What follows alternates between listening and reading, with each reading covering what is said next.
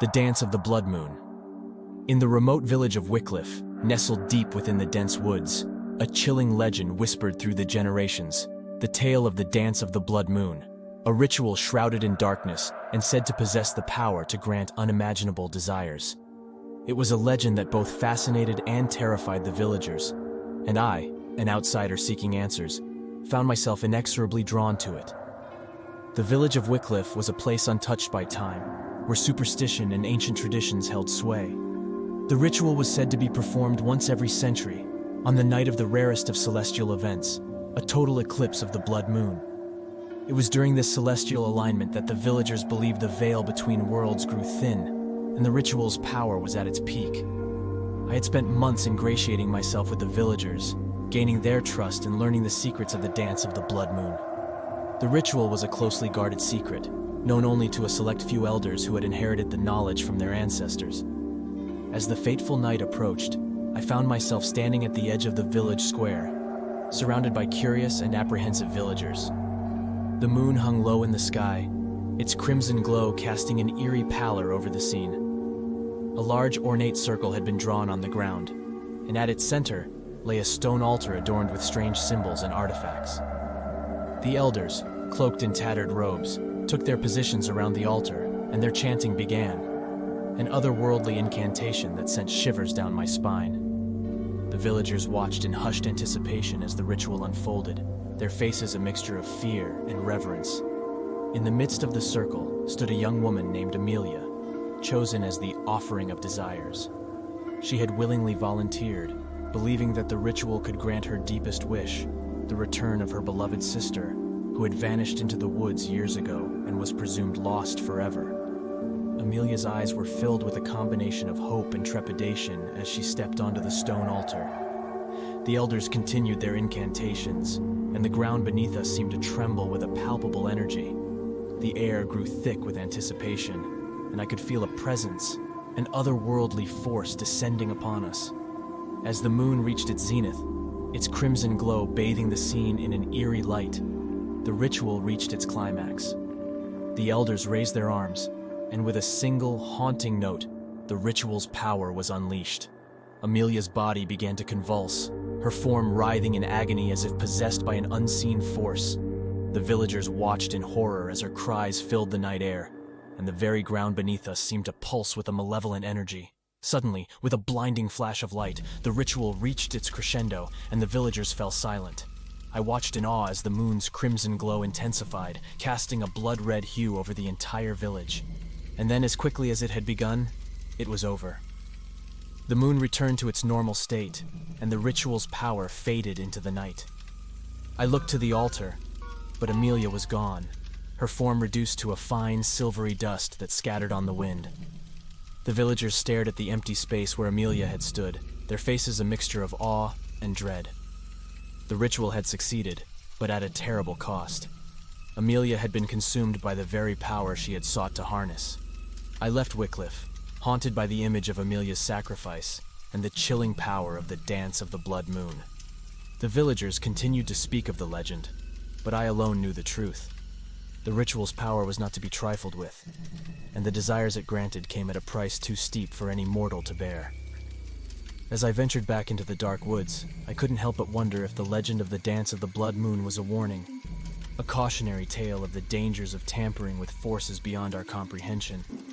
The ritual had granted Amelia's wish, but it had also exacted a terrible toll, a reminder that some desires are better left unfulfilled. Whispers in the attic. The old Victorian house at the end of Willow Street had always been a subject of whispered rumors in our small town. Locals spoke of strange noises and eerie sightings, and children dared each other to approach the house on Halloween night. But the most enduring legend was about the attic. The attic of that house was said to be cursed, a place where no one ventured willingly. The tales told of voices that whispered in the darkness, of footsteps that echoed when no one was there, and of a presence that chilled the bravest souls to their core. As a curious teenager, I couldn't resist the allure of the attic. It was a rite of passage, a test of courage. One summer evening, armed with a flashlight and a pounding heart, I climbed the creaky stairs to confront the legends that shrouded that forsaken place. The attic door groaned in protest as I pushed it open, revealing a dimly lit space filled with forgotten relics of the past. Cobwebs draped over ancient furniture, and dust-covered trunks lined the walls. The air was heavy with the scent of decay. I cautiously stepped inside, my flashlight cutting through the darkness. The attic was still, eerily so. I tried to shake off the unease that had settled in the pit of my stomach and began to explore. The whispers started almost immediately, soft, unintelligible murmurs that seemed to come from all around me. I froze, my heart pounding in my chest. There was no one else in the attic, and I had made sure the house was empty before venturing inside. I called out, my voice trembling, "Is anyone here?" The only response was the low, incessant whispering. It was as though the very walls themselves were speaking to me. Determined to uncover the source of the sounds, I continued to explore the attic. As I moved deeper into the shadows, the whispers grew louder, more insistent. I could almost make out words, fragments of sentences that sent shivers down my spine. "Leave. Go back. Run." But I pressed on, driven by a mixture of fear and curiosity. In the corner of the attic, I found an old wooden chest covered in dust. It seemed like an ordinary piece of furniture, but something about it drew me closer. With trembling hands, I opened the chest, revealing a collection of aged letters, yellowed with time. As I read through them, a chilling realization washed over me. These were letters of despair and anguish, written by someone who had been trapped in this attic, tormented by the relentless whispers. I felt a presence behind me, a cold breath on my neck. I turned, my flashlight revealing a shadowy figure standing in the corner of the attic. It was a woman, her features obscured by darkness, but her eyes gleamed with an otherworldly intensity. "Leave this place!" she hissed, her voice a haunting echo of the whispers that filled the attic. I stumbled backward, my heart racing. The attic seemed to close in around me, the walls closing in like a vice. The woman advanced, her movements slow and deliberate. In a panic, I fled the attic, slamming the door shut behind me. The whispers grew fainter as I descended the stairs, but they still echoed in my mind. I never returned to the old Victorian house on Willow Street. The attic and its cursed whispers haunted my nightmares, a reminder of the darkness that lurked in that forsaken place. Years passed, and the house fell into disrepair, its secrets hidden from the world. But the legend of the attic endured, a cautionary tale for those who dared to seek the truth in the shadows. And I, the curious teenager who had ventured where others feared to tread, carried the whispers of the attic with me, a chilling reminder that some mysteries are best left unsolved. The mirror of enigmatic echoes. In the dimly lit room of a centuries-old mansion, I found myself standing before an ornate, full-length mirror, an object of undeniable beauty, and as I would soon discover, unfathomable terror. This was no ordinary mirror. It was known as the Mirror of Enigmatic Echoes, a relic of arcane rituals and whispered legends. The mansion itself was perched atop a desolate hill, its grandeur faded by time and neglect. I had been drawn to this place by a cryptic message left behind by my late grandfather, a message that hinted at the mirror's hidden secrets and the curse that had plagued our family for generations. As I gazed into the mirror, my own reflection seemed to waver, as though the glass held a distorted reality just beyond the surface. The room around me faded into obscurity, and I felt an inexplicable compulsion to touch the mirror's cold surface. As my fingers made contact, a shiver ran down my spine, and the mirror seemed to come alive.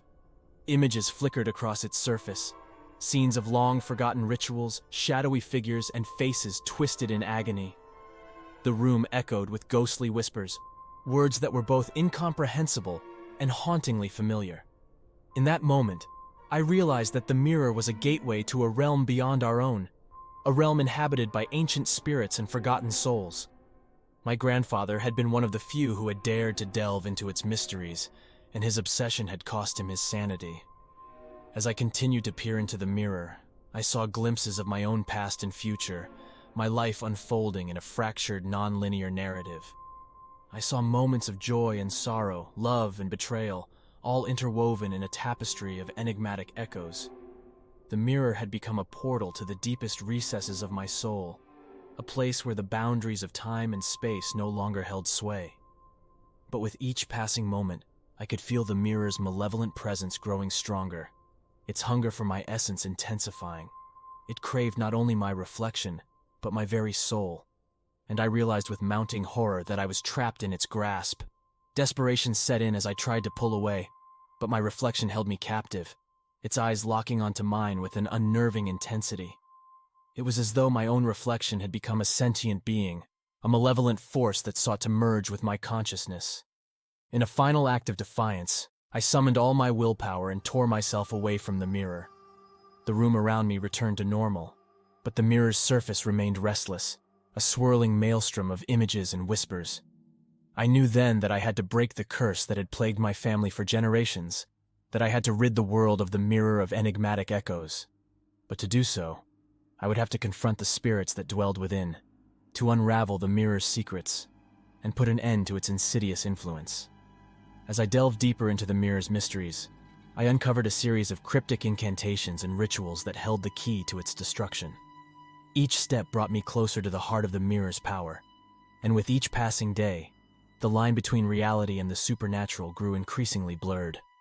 The spirits within the mirror fought back with a relentless fury, unleashing a torrent of nightmares and apparitions upon me. But I pressed on, determined to free myself and my family from the mirror's curse. The final confrontation took place in the mansion's attic, a place steeped in darkness and foreboding. The mirror stood before me, its surface a roiling tempest of malevolence. As I recited the ancient incantations, the mirror's power waned, and the spirits within let out anguished cries. With a blinding flash of light, the mirror shattered, its fragments scattering like shards of a broken dream. The spirits were banished, their whispers fading into nothingness. I had broken the curse, but at a terrible cost. The mansion, once a place of haunting beauty, crumbled into ruins, its secrets buried beneath the weight of time. My family's legacy was forever changed, and the mirror of enigmatic echoes was no more. As I stood amidst the wreckage, I couldn't help but wonder if I had truly freed myself from the mirror's influence, or if its enigmatic echoes would continue to haunt my life, lurking just beyond the surface of reality, waiting for the moment to return and claim me once more.